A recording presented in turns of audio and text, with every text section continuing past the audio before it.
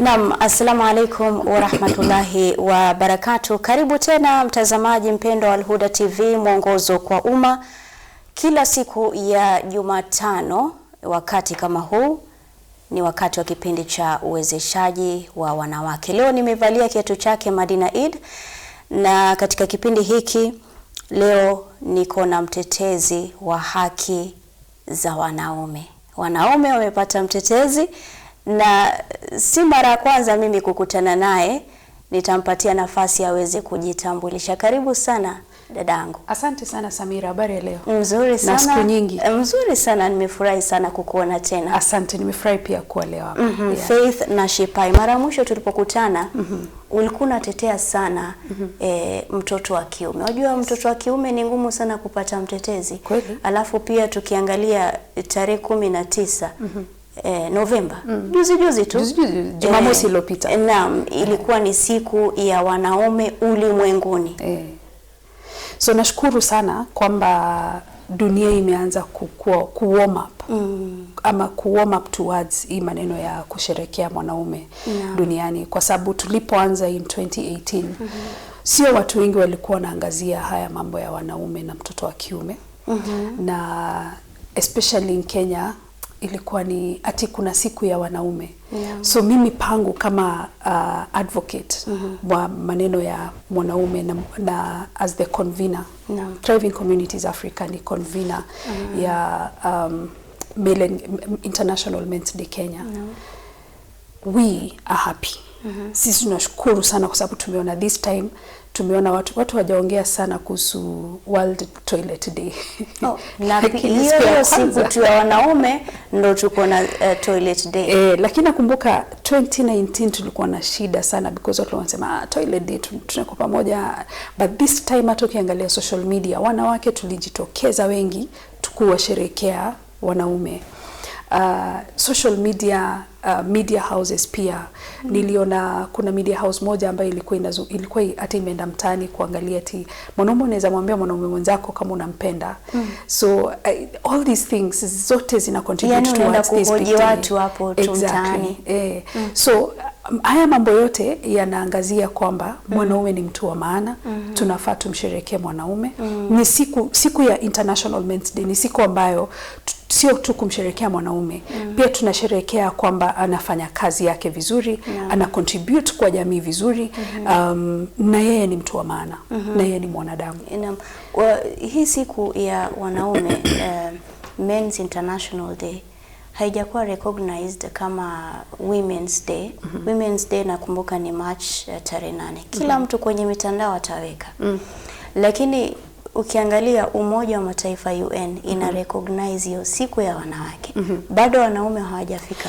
Bado wanaume hawajafika hapo. Na mimi nakwambia ukiingia mahali popote ambapo kuna jamii, the first people ambao wanakutanaga na wanaanza kufanya mambo yao pamoja ni wanawake. Wanaume kabla wazinduke wafike pale inachukuanga muda. So watu ukiangalia kwa makanisa na mambo kama hayo, mimi matters nimekuja hapa leo, mahali ninaenda kanisa unapata umoja ama fellowship tuseme, kukutana kwa wanawake kulianza kitambo.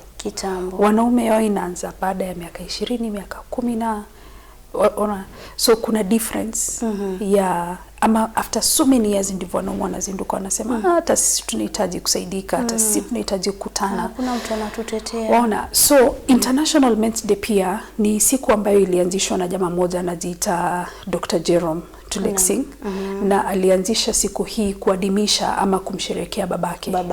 So alipoanza kumsherekea babake, tukaanza hata sisi kusherekea baba zetu, tukaanza kusherekea wanaume, tukakutana pamoja. So nakumbuka wakati Kenya ilikuwa inaanza ku mark International Men's Day, we were I think the 85th or 84th country to start marking International Men's Day. Saizi tunaelekea 100 nations globally. Ina maana kuna nchi zingine ambazo hazisherekei kabisa. Hazijui.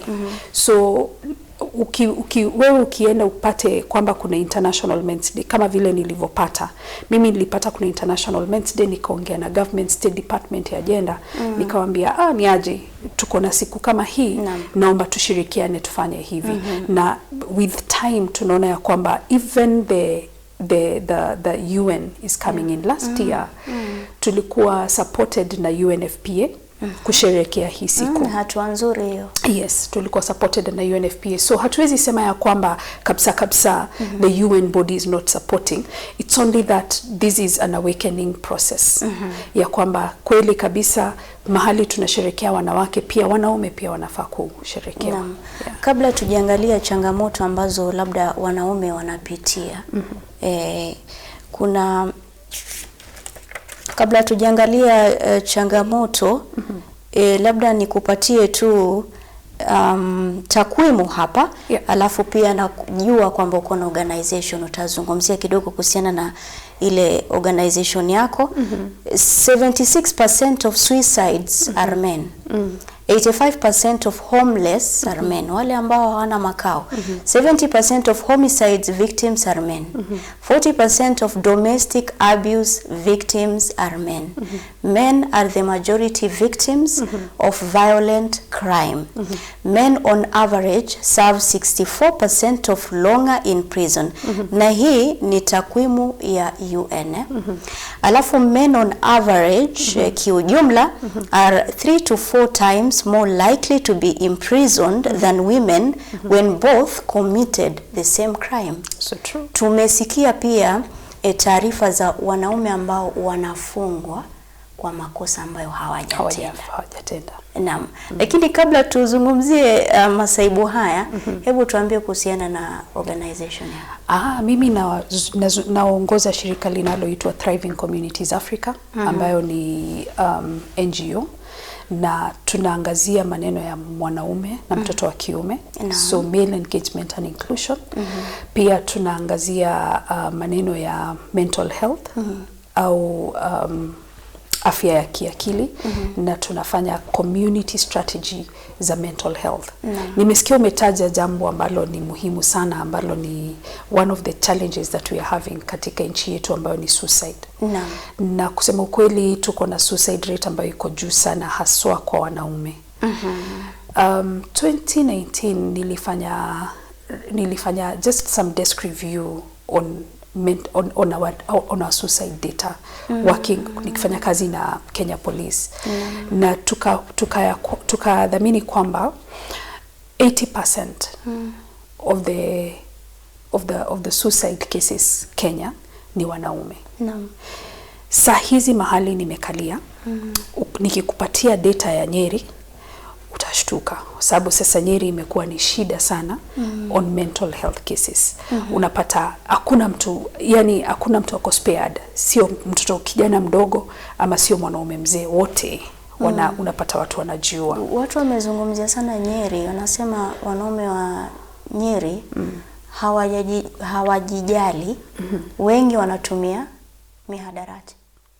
Ni kweli kuna pombe inatumika kwa, hata kuna mihadarati. Saizi kwanza kuna mihadarati ambayo inatumika, ambayo inapoza mtu kabisa, na inatumika sana Nyeri, which is a health issue now. It's a health population issue kwetu sisi kama actors kule Nyeri. So tuko na mambo mengi ambayo yanafanyika katika jamii, ambayo unless sisi wenyewe tuamke tuseme ya kwamba tutajaribu kubadilisha, hatuwezi tukabadilisha bila, hatuwezi tukakaa hivi tungoje government ikuje tusaidie. Hapana. Itabidi sisi wenyewe wa Kenya tuseme tunachukua maneno mengine usukani, na tunaanza kusema ya kwamba tutabadilisha. So mental health is what we do. Pia tunafanya kazi na watoto ambao ni mayatima, watu ambao ni destitutes, na sana tunafanya kazi na wao katika children's homes. So nasema ya kwamba wakati ambapo watu wanatembelea children's home, wanaenda kupatiana chakula, wanaosha, wanapeleka manguo na mavazi, na pia wengine wanafanya education support. Lakini wakati mwingi kumjenga mwanadamu sio tu education, sio tu manguo, na sio tu chakula. kuna afya yake ya kiakili na pia hisia zake. Na hilo ndilo tutasema linachangia sana wanaume kucommit suicide. Aha. Kwa sababu wakati mwingi watoto wengi ambao unaenda kuangalia katika children's homes, wengi wao ni wanaume. Na pia wakikaa pale wanashindwa pia na kustahimili pale, pia wanatoka wanaenda kwa mitaa. So saa hizi Nairobi tunasema ya kwamba tuko na lot of thuggery na unajua hii insecurity, watu kuibiwa. Juzi nilimuona mwanadada mmoja amekatwa uso, nikahuzunika sana moyoni. Na alikuwa ni mwanafunzi wa chuo kikuu. Lakini sasa shida ambayo tuko nayo ni kwamba hatuangalii hii shida yenye iko Nairobi inatoka wapi. Sisi tuangalia tu takwimu, tunasema kuna shida sana, security imekuwa kubwa, imeenea sana Nairobi. Na ambao wanafanya uhalifu huo ni wanaume. Baada hamjaangalia kwamba hata sio wanaume, angalia ni age gani. Wajua, tuangalie umri. Tuangalie umri pia. Kwa sababu ni wale watoto, mama ambaye ni single mother ameleta mwanaume kwa nyumba ambaye si baba ule mtoto. Ule baba mtoto akakosana na mtoto na huyu kijana. Kijana mama anasikiza mwanaume, sasa hamsikizi mtoto wake, kijana anaondoka anaenda. So unapata watoto wengi ambao wako mitaani, si kwamba ni watoto mama zao na baba zao hawako hai. Hapana. Ni watoto ambao baba yao waliwatelekeza wakiwa na mama yao wengi. Wengine ni watoto ambao mababa wengine wamekuja wakaleta shida, kwa hivyo kijana ikabidi aondoke, ametoroka nyumbani. Ama unapata baba pia he's very violent, anapiga huyu kijana sana, anamuonea. So kijana anaondoka anaenda mtaani. Aya, unapata kwamba kuna shida nyumbani. Mama anamwambia kuwa mwanaume. Kwa mwanaume ni kusema nini? Yani man up. So kwa man up ni kumaanisha nini? It has no meaning. It has no meaning. It has no meaning. We cannot continue kuambia wanaume to be a man. We need to show them. Man kumaanisha mtu akikwambia man hapa na kuambia wacha kubehave kama mtoto msichana. You see now. But wengine wanasema be a man ni jikaze kimwanaume. Wajua jikaze kimwanaume. Sasa hii kujikaza kimwanaume ni gani? Kwani si mwanadamu? Ni mwanadamu. Exactly. So kama anaumia ama kama kuna shida ambayo inafanyika pale nyumbani, lazima children's rights ama human rights pia zi apply kwa ule mtoto ambao ni wa kiume. Sio tu ku apply kwa mtoto wa kike. And therefore unaona kwamba tukiongea kwa sababu ya tukisema ati 80% of the population in the umesema ni 80% of homeless population ni wanaume. 85%. These men are coming from community and society. During COVID ni wanaume wengi sana wamenipigia simu, madam nyumba yangu imefungwa, nitafanya nini? Madam niko na hii shida, madam mimi nataka kujua, nimefika mwisho, nini mbaya, nyumba ilifungwa, kazi iliisha, nini. Unajua anakuhesabia na kupangia. Ona.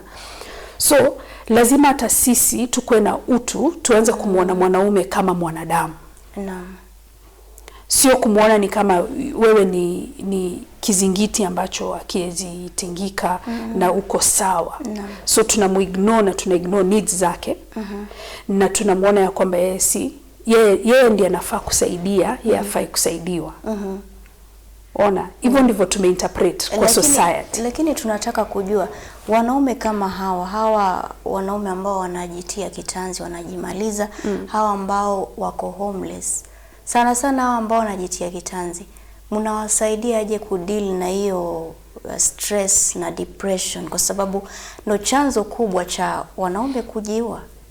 Tuko na programs katika community like tumeanzisha programs in Nyeri ambazo ni za kuangazia maneno ya mental health katika community pale katika jamii. So tunaangalilia mental health na gender based violence katika jamii, na tunawaka na wanaume ya kwamba ndivyo waweze kujielewa na waweze kuelewa ya kwamba kuna vile wanaweza jitatulia mambo yao wakiwa wamekaa pamoja.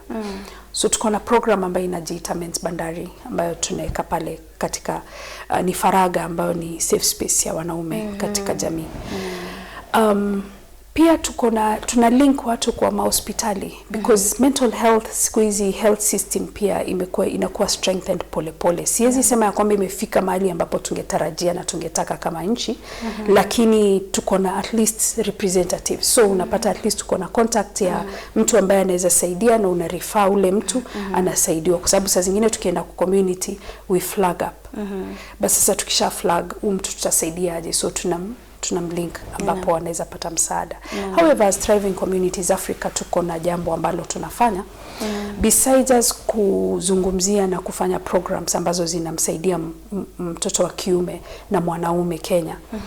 Pia tunafanya advocacy ya mwanaume na kuangazia hilo jambo la advocacy. Tumefanya policy level ambapo mimi ninakaa katika gender na kuanga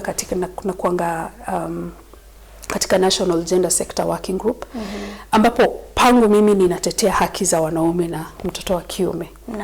Wengine wakizungumzia maneno ya wanawake, mimi ninaleta maneno ya wanaume. Sawa. So mahali pale in July tulipitisha ama kongamano hili lipitisha kwamba ama hiyo forum ilipitisha kwamba tutakuwa na jambo ambalo tunaliita male engagement and inclusion, ambayo ni subcommittee. At the national level tuko na committees 5 ambazo zinaangazia women in leadership, women in security and peace, social economic empowerment na gender based violence. Lakini kupitia kwa gender based violence Mungu ametupatia neema na tuka advocate ya kwamba tunahitaji kuleta maneno ya mwanaume. So hiyo kongamano ikaongeza male engagement and inclusion. So tunatarajia kwamba within no time government ita institute hiyo subcommittee na tutaweza kufanya kazi pamoja. However, besides that, mimi kama tetezi wa haki za wanaume na mwenye anaangalia pia balance katika society, tukakaa chini na team na tukaulizana how then do we bring awareness ya jambo hili ambalo linatendeka katika government, ambalo ni jambo nzuri na linasaidia mambo ambayo tunayofanya. So tukasema tutakuwa na kongamano and tutakuwa na the National Convention on Male Engagement and Inclusion. So this national convention ni convention ambayo ni ya wanaume. Kina nani watakuwa katika ile kongamano? Ni wanaume peke yake? No. Tutakuwa pia hata feminist akitaka kuja. We are okay, we are free, we are open. Because I am a woman, mimi natetea haki za wanaume. However, we have others who would give us a different idea. Waona? Na hii kongamano tumeiweka pale ndivyo tuangalie data inatuambia nini kuhusu mwanaume na mtoto wa kiume Kenya. Waona? Because tuko na shida ya kwamba in research mwanaume ameachwa. Hatupati research ambazo zinamwangazia mtoto wa kiume. During COVID, nianzia hapo, tulikuwa na a lot of research na tulikuwa na a lot of financing kwa mwanamke na mtoto wa kike. Watu wakasema hapana, tuko na teenage pregnancies. Immediately tukakuwa na action ya kwamba mtoto yote ambaye amepachikwa mimba akishamaliza kuzaa arudishwe shule. Hata government yenyewe kaingilia ikasema hapana, watoto wote warudi, wa kike wote ambao wamepata mimba warudi shule. Waona? Mtoto wa kiume kwa sababu alikuwa kwa hiyo community. Mtoto wa kiume kwa sababu wengi wao walipelekwa kufanya kazi ya mining na kupelekwa kazi ya bodaboda, walirudishwa na nani shule?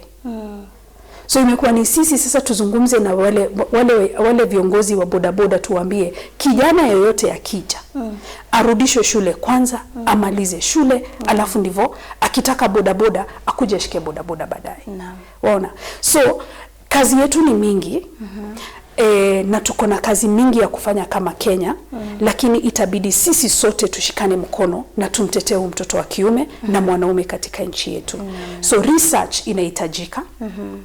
And this is the beginning of us kuhighlight ya kwamba tuko na shida, kwa sababu data haitoki ya vile inavyostahili. Watu wakifanya research wanamwacha mwanaume.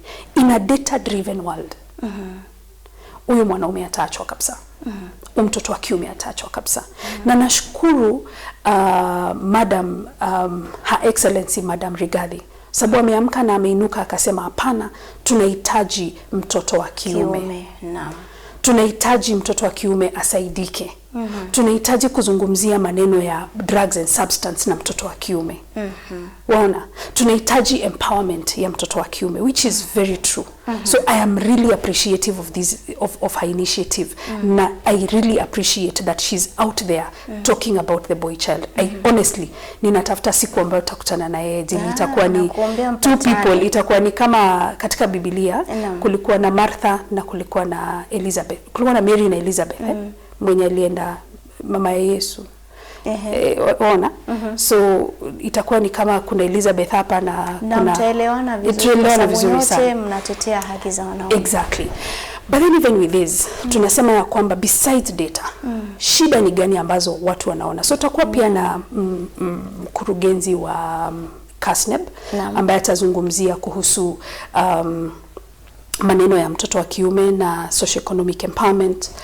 Tutakuwa na bwana Mutua, Dr. Ezekiel Mutua ambaye atazungumzia kuhusu mentorship ya mtoto wa kiume. So yeye ataangazia in the future, mwanaume mwenye tuko naye hapa, tunamlea aje ama tunamentor aje ndivyo akuwe mtu ambaye anastahili. Ama ni njia gani, ni mbinu gani ambazo tutakazozitumia empower mwanaume. Kwa hivyo hizo ndizo vitu ambazo mtakuwa mnaongelelea. Exactly. Pia tutaangazia maneno kadha wa kadha kama data. Tutakuwa na watu kutoka Kenya National Bureau of Statistics. Tutakuwa na National Council for Population and Demographics. Tutakuwa na other different tutakuwa pia na mashirika ya kikanisa kuzungumzia maneno ya data na vitu kama hizo. Then tuko na panel discussion ambayo itazungumzia ama itaangazia maneno ya mwanaume in humanitarian settings. So in humanitarian settings tunaangalia insecurity na drought. Naam. Mimi nimetoka Kajiado. Kuna wanaume nimetoka Kajiado. Naam. Na najua kwa sababu nimesikia hilo jina NASHIPAE nikajua natoka wapi. Juzi ng'ombe wamekufa. Waona? Naam. Na ulikuwa unapata mzee mmoja ako na mbuzi karibu 500 600. Lakini kwa sababu ya kiangazi ng'ombe wamebakia just 10%, 60. Na hizo pia zenye zimebaki pia nataka kuziuza kwa bei ya kutupa. Nataka kuziuza kwa bei ya kutupa ama nataka kushikilia, lakini wengine bado wanaendelea kukufa. Unapata huyu mwanaume go through a lot of loss. A lot of loss, ile kusema haizi sema. Kwa nini? Masai na ng'ombe wanapendana sana. Kweli. Na sisi hatujui njia nyingine isipokuwa utajiri wao. Waona. Sasa ni kama umwambie Mkikuyu muondoe kahawa, mkate miti ya kahawa. Haielewi. Waona. So it's the same thing na Masai na kupenda ng'ombe yake na kupenda mali yake iko katika. So now mtu amepoteza. Wakati watu wanaenda kupeana chakula wanaitanga wa mama. Hawaiti wanaume wakawapea chakula. Yetu mwanaume ndiye amezoea kupeleka kitu kwa nyumba. So hiyo tumeonesha wanaume aje. Wow. Ndio swali nzito ile. Haya. Huyu mwanaume amezoea kiamka anaona ng'ombe wake. Saizi haoni ng'ombe. Naam. Huyo mtu ako na shida. Ako na shida. Exactly. Amepoteza. Na sasa na Januari inafika, school fees imeongezewa. Tumeona kwa magazeti leo school fees imeongezewa. Mwanaume ako na watoto pia nafaa kulipia school fees. Ng'ombe wake wamekufa. So at the end of the day mtasaidia aje huu mwanaume ambaye ni Mkenya na ako kwa community katika hii hali ya kusema bottom up. Huyu mtu mwenye ako katika hii community atasaidiwa aje zile hii bottom up yake. Because mwanaume pia anajazilia mashida ama matakwa ya mwanamke, ana fulfill matakwa ya mwanamke. Because kama wewe ni bwanangu na mimi sina kazi ama niko na kazi yangu na yeye ndiye amekuwa kilipa shule. Waona sasa school fees, pesa yenye mimi nimekuwa nayo itakuwa ikigawanishwa mara kadhaa kwa watu wenye tuko nao. Kwa sababu income ya ule mwanaume imepotea. Si haikuwa mapenzi yake. Kweli. Haikuwa mapenzi yake. Waona? So at the end of the day tunasema ya kwamba let us also look at the needs of the man. Tukiingia katika health. kefi ya data inatuonyesha kwamba wanaume ambao ni 36 and above ndo wana increase rate ya HIV infection ina increase among them in Kenya. 36 and above. Yes. So what is it that we need to do with that population? Waona? Na ukumbuke ya kwamba mwanaume akienda achukue kaklande pale shule apate ukimwi, ataletea mke wake kwa nyumba. Really? So we are intertwined kama society.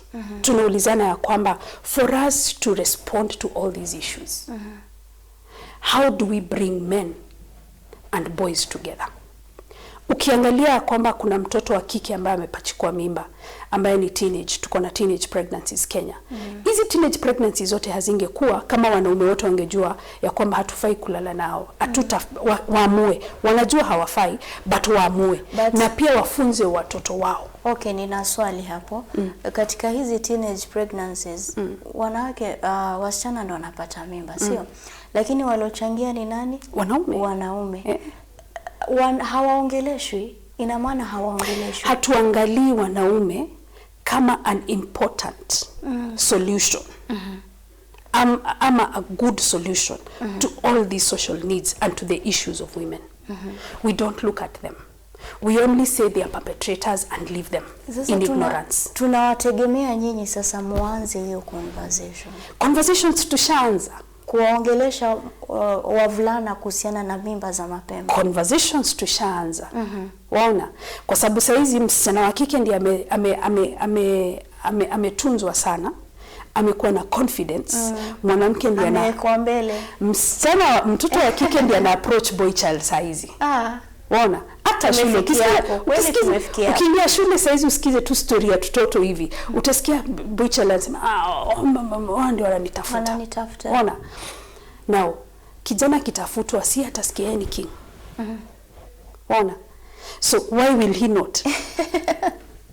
Why will he not? So lazima tufike mahali tuanze kubalance equation for sure. Tuseme ya kwamba tuko na mtoto wa kike, tuko na mtoto wa kiume. Na hawa wote ni watoto. Ukiingia katika shule kupeana sodo na kupeana mawaidha ya afya ya reproductive health, pia patia mtoto wa kiume information. Yes. Information is power. Tumekuwa tumetelekeza mtoto wa kiume in ignorance. Tuki-expect ya kwamba vitu zitabadilika. Things will only change if we bring him here. Hatuwezi tu tukisema let's bring the girl on the table. Let's empower the girl. Let's inform the girl. The boy also needs to be informed. He needs to be informed to know when sperm goes, it becomes a child. Waona? Naam. So ajue venye atafanya control. Atajua venye atajikinga. Ajue venye atazuia. Tufundishe mtoto wa kiume kama vile tunamfundisha mtoto wa kike. Kweli. Because he's part of this. He's part of this. Sexual gender-based violence is something that is huge in this country. But we cannot succeed to reduce and to extinct gender-based violence against women and girls. Now that we are within the 16 days of activism from 25th. We cannot extinct that unless the man and the boy are part of this discourse. Because we have to look at the perpetrator as a solution. We stop just looking at the victim. We look at the solution from a perpetrator perspective. True. Then we are going to reduce because we are going to prevent na pia tutaanza kukata hii maneno. Kwa kweli.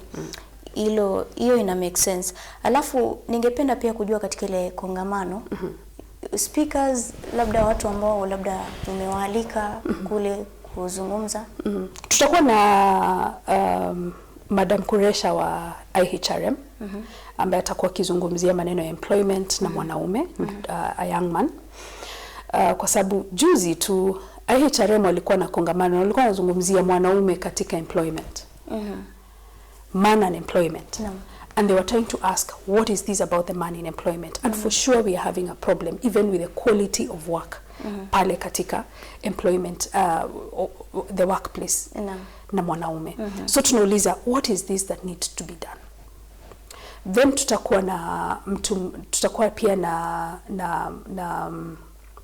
natarajia kukuwa na Madam wa Muradha ambaye amekuwa akizungumzia, yeye ni boy child champion, but pia tunataka tuambie jili katika manifesto yake kama women rep alisema ya kwamba atafanya kazi na mtoto wa kiume na atafanya kazi ya social economic empowerment ya wanaume. Nataka kuona what is this that can be done.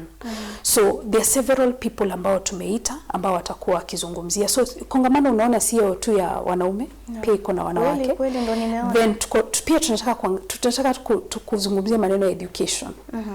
Tuulize boy child in education and a young man in education, what is happening to him?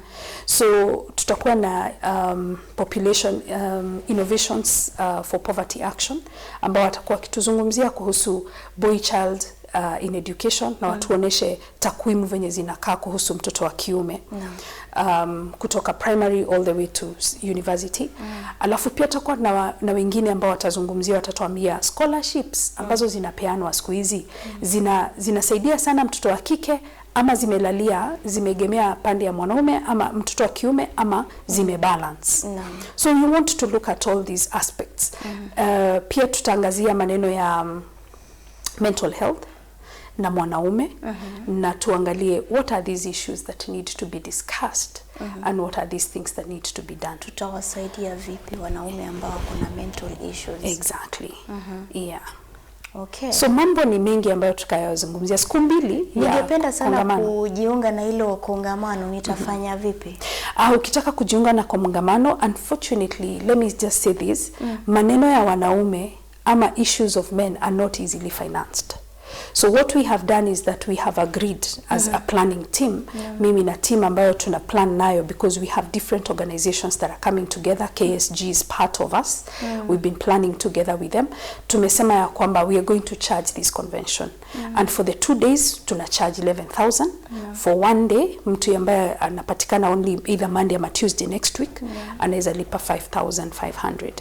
Malipo inalipwa kwa website yetu ambayo ni www.tcoafrica.org. So hapo ndipo www.tcoafrica.org. Yes.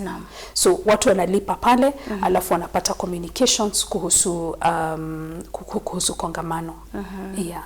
Okay. So we are expecting that we are going to have a very good communication document ambayo tutapatia government na tuambie katika maneno ya male engagement. Male engagement ni mahali ambapo mwanaume tunamwangalia na tunaangazia umuhimu wake katika gender issues na protection and safeguarding of women rights. So that supports the 16 days of activism. But pia tunaangazia male inclusion ambayo ni haki za mwanaume zimetelekezwa kivipi? Shida za mwanaume Kenya ni gani ama mtoto wa kiume ni gani na tutaweza kutatua kivipi? So we are going to be giving our government a communique saying that out of this conference this is what we have been able to achieve and this is what the man is saying.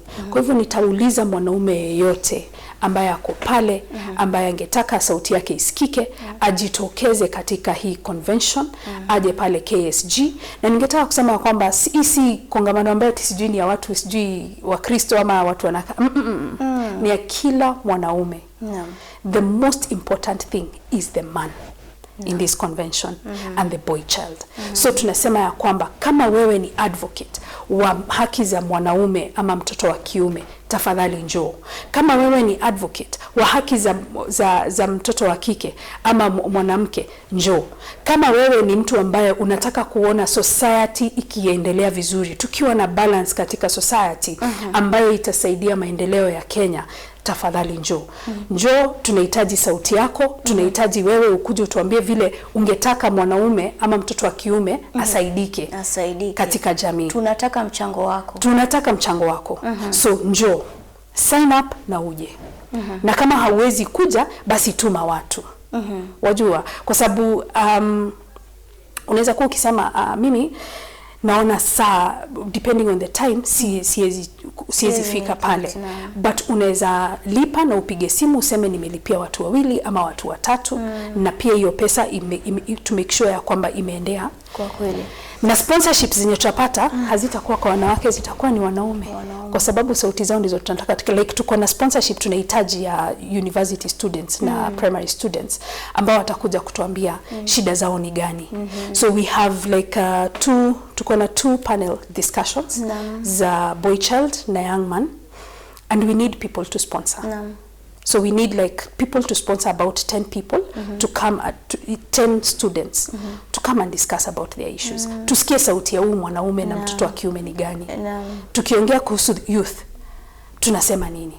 Yeah. Natumai wanaume wataweza kujitokeza katika kongamano hilo.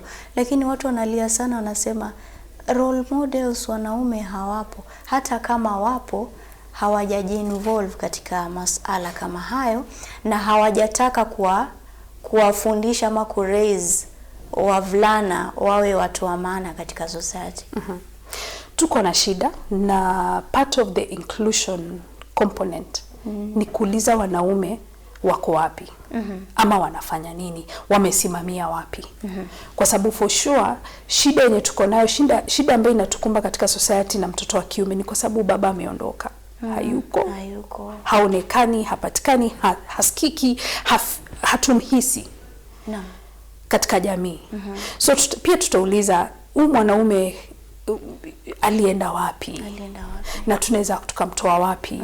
So in the process of this pia tunataka kuuliza ni mambo gani ambayo mwanaume katika jamii anaweza fanya ndivyo tumhisi, tumuone, tumsikie, tumuelewe.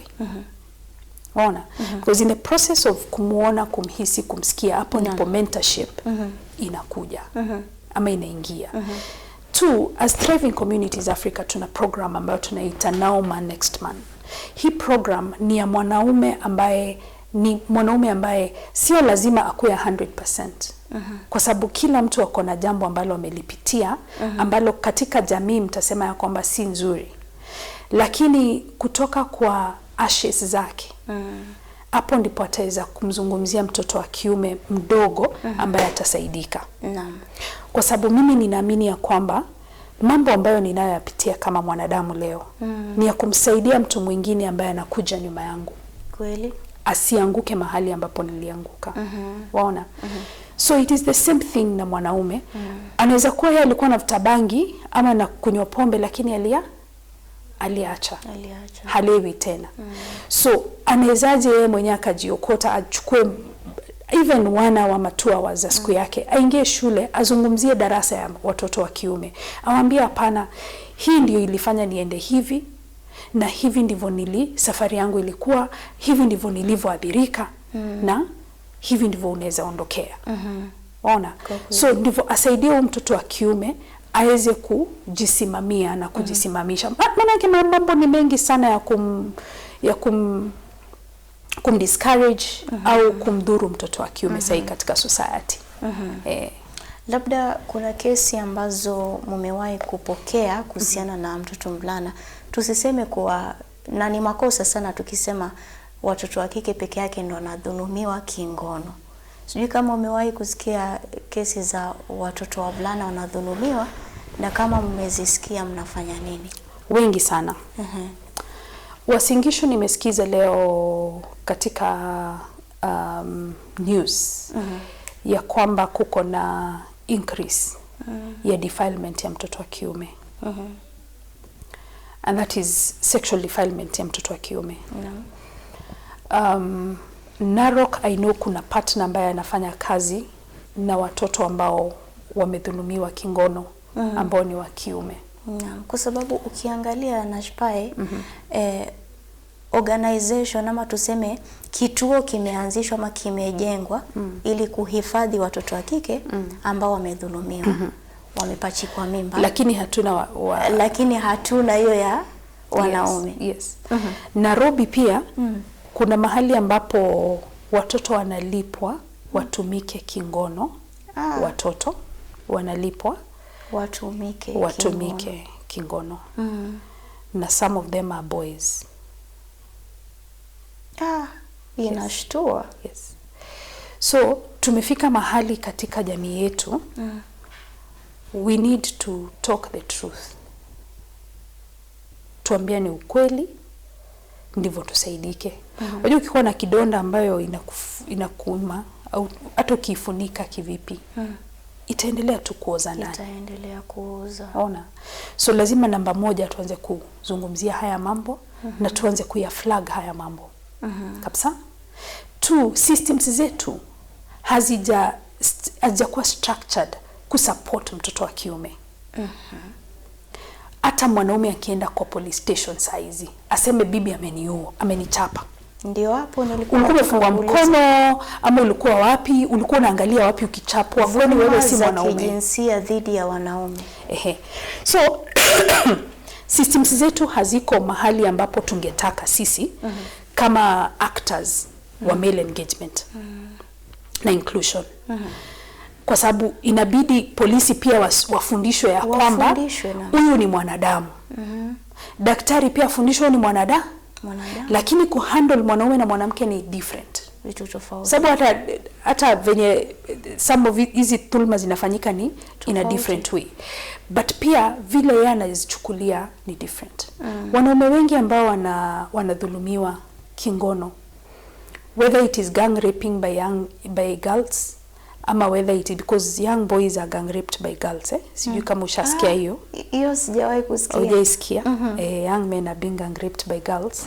Then pia kuko na hiyo defilement ya mtoto wa kiume. We need a very clear approach to this. Na tuseme namba moja, huu ni mtu mwenye hajafundishwa kuzungumza. So akikuja akwambie in confidence, usiende kuzungumzia, muulize hii ndio solution tuko nayo. Moja ni nikupeleke hospitali, pia nikupeleke kwa polisi, uchukue P3 form. 3, do you want to file this case ama unaonaje? Alafu kutoka hapo sasa mtembee hii safari. Pili, psychosocial support. Mimi ni mental health practitioner. Psychosocial support to any violence survivor is very important. Kwa sababu ni kusaidia kuheal trauma ambayo mtu amepitia.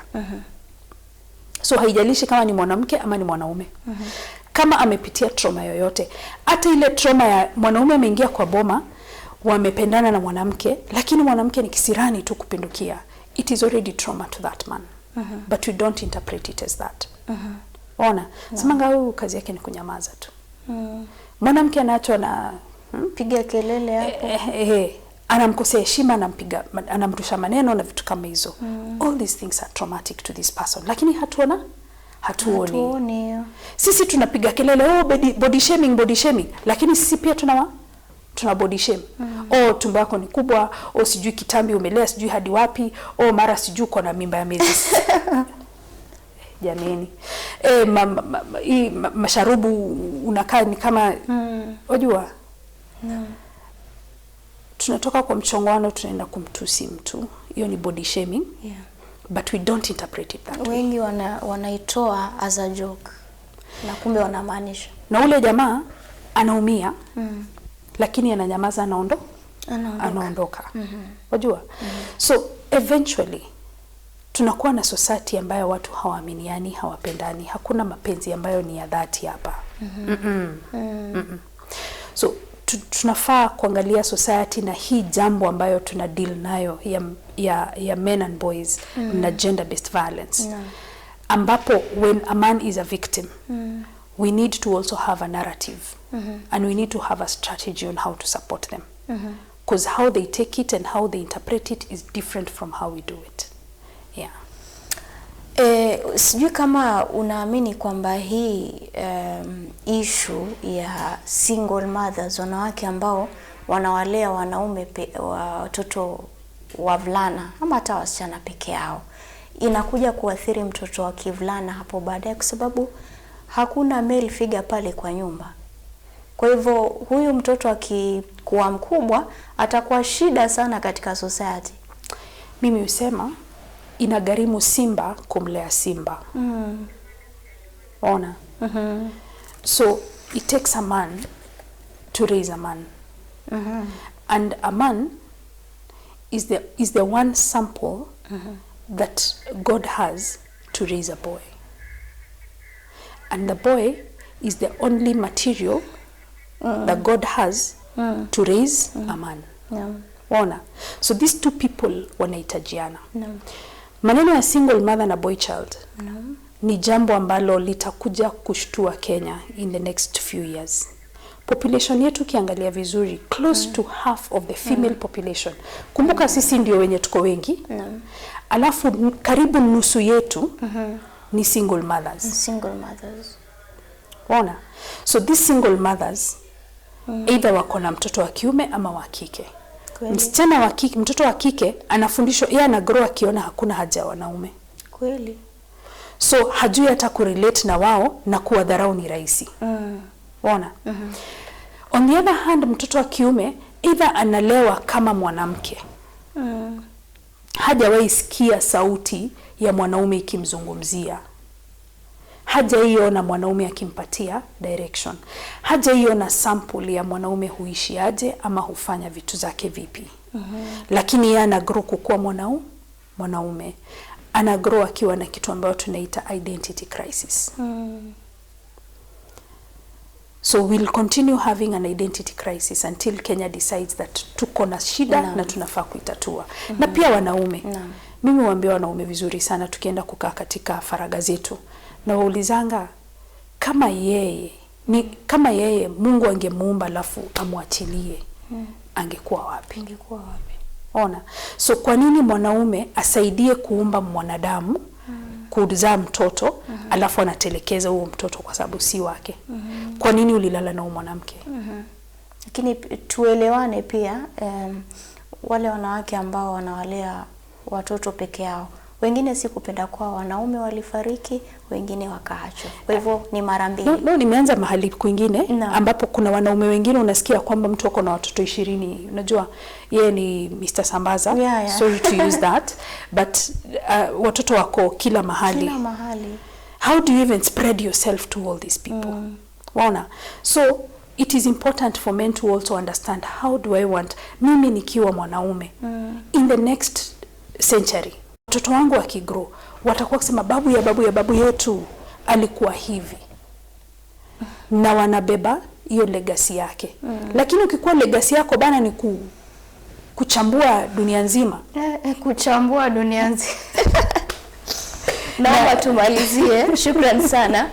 Nataka utupatie contact zako. Najua kuna watu ambao wamefuatilia mazungumzo kuanzia mwanzo, wanataka kujua unapatikana vipi, na pia utukumbushe kuhusiana na ile kongamano. Na tutajiunga vipi? Kongamano ninawaomba tuende kwa www.tcoafrica.org. Utapata kujiregister pale. Na kama so hivyo tuko na pia tena www.tcoafrica.org. Pale utapata pia information ya kuandika email. Kama ungetaka kuandika email, namba zetu unaweza tumia 0703 677 757. Rudia tena 0703 677 757. Pia unaweza tumia namba ambayo ni ya 0704 75 7880. 0704 75 7880. Hiyo haswa ni ya maswali ambayo ni kuhusu kongamano. Kongamano hili litakuwa Kenya School of Government. It is self-sponsored. Kwa hivyo tunawaomba kuwa muhisani leo. Jaribu kusponsor mtu kijana ambaye angetaka kukuja lakini haezi akafika mahali pale. Umekaribishwa, tafadhali unaweza msaidia. Kama sio hivyo, wewe mwenyewe unaweza jileta. Tulisema ya kwamba sauti yako ni muhimu kama mwanaume Kenya, ama baba ya wanaume Kenya. Kwa hivyo tafadhali njoo, tunahitaji sauti yako katika hili jambo. Jambo lingine ni kwamba tutakuwa na wageni ambao watazungumzia maneno kadha wa kadha, na sitarudia maneno ambayo tutakayowazungumzia. Kwa hivyo njoo upate uhondo kamili. Shukran sana Faith NASHIPAE, nashukuru sana kwa kuweza kufika tena kwa mara ya pili. Tumekutana na nafurahi kuwa nimezungumza na wewe. Asante. Mimi naitwa Samira Galoro. Nafikiri tumefikia mwisho wa kipindi hiki cha uwezeshaji wa wanawake. Hii ni Al Huda TV, mwongozo kwa umma. Zidi kufaidika nasi.